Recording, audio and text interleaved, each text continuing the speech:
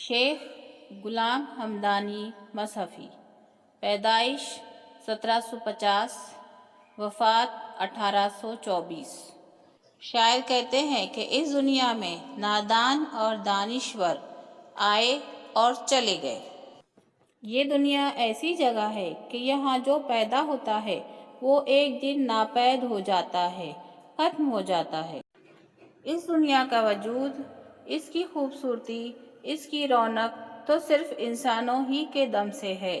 جب ہم نہ ہوں گے تو یہ دنیا بھی ختم ہو جائے گی، یعنی دنیا باقی رہے گی، لوگ آتے رہیں گے، جاتے رہیں گے، لیکن ہمارے لیے یہ دنیا اس وقت ختم ہو جائے گی جب ہماری آنکھ بند ہو جائے گی۔ اس لیے اس بات کو ہر دانشور اور نادان کو یاد رکھنا چاہیے، یعنی ہر کسی کو اپنی موت کو یاد رکھنا چاہیے اور مرنے سے پہلے آخرت کی تیاری کر لینا چاہیے۔